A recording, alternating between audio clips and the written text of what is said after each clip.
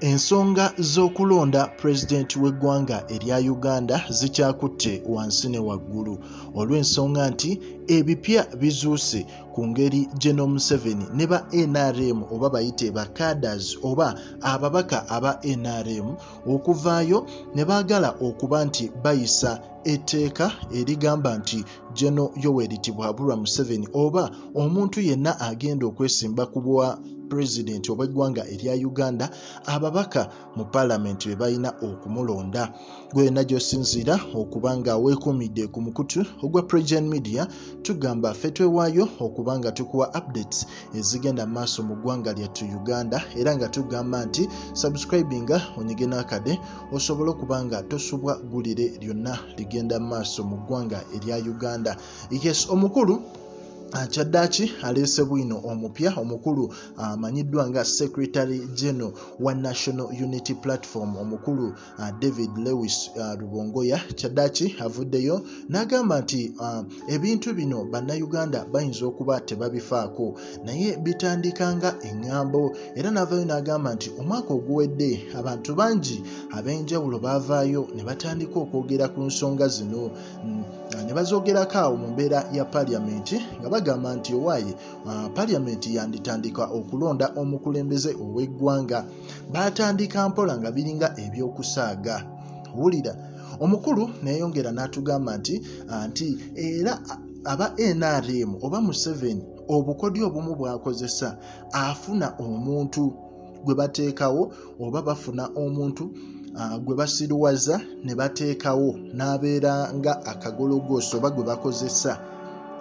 Nagamba nti basooka teekawo omukulu amanyiddwa nga James Kakooza. Ono James Kakooza yeyaleetera okuba nti yeyaproposinga okugjawo kye bayita term limits oba ebisanja yakireeta okijjawo era muganda wange ne kiyita ebisanja ne bivaawo luli ngo president alina fuga ebisanja 3 n'awummula naye ate kati alina fuga mpaka lwakola ki lwalifa ebisanja ne bivaawo era twali tukyali awo omukulu amanyiddwa nga Rafael Magezi n'avaayo gwe baateekawo mukadde ako ne yeefuula nti aleese oba kye bayita aproposinze okusobola okuba nga bajjawo kye bayita ekkomo ku myaka egy'obwa president.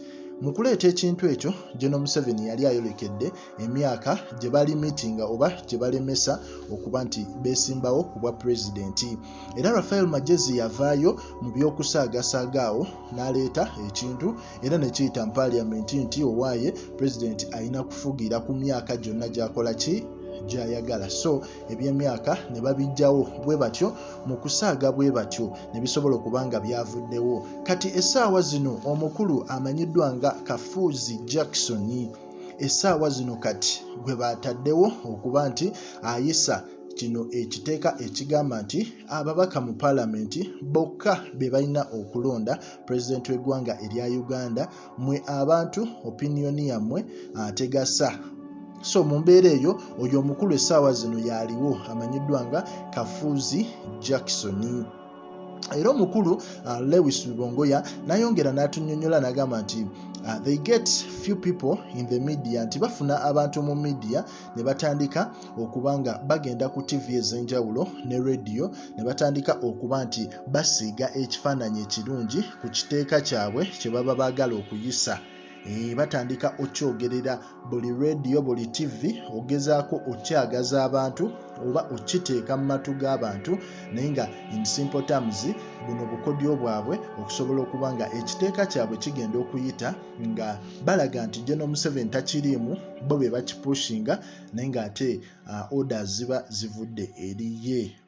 So mu mbeera eyo ebintu we bityo bikyatambula naye nga abantu bangi buli omu alaze obutali bumativu era tetumanyi oba lino etteeka linaaba litya naye nalyo lyandibaako embooko n'okuyiwa omusaayi nga we twalaba etteeka erya age limit abasajja beekubira ddala Parliament n'etabuka nga we twabiraba abamu babasiba abamu basobola okuba nga bakwatibwa SFC n'eyingira mu Parliament ebintu byali bingi era gwe mundi ogwasooka Parliament okuba nti yalimu abasajja abeekuba obutebe abeekuba obuzindaalo kati tetumanyi oba ate kino kinaggwa kitya kubanga ate kino kinene olw'ensonga nti kirimu n'abantu okuba nti babalemesezza okuba nti balonda omukulembeze agenda obafuga. Kati omuntu naye ayagala opinion ye ewulirwe, so si babaka abali mu parliament, of which fenna tumanyi nti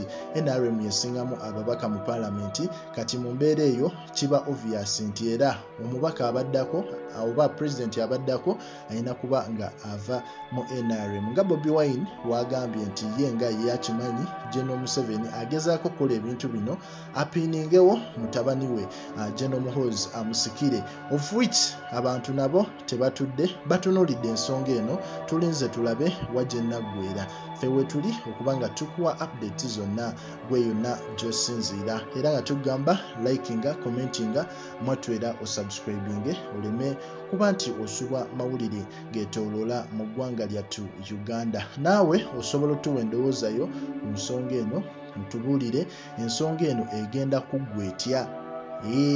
Opinion y'abantu tebagikonsiderinze, wabula abatunuulidde ekifo ekiraga nti ababaka mu parliament be balina okulonda omukulembeze ow'eggwanga erya Uganda.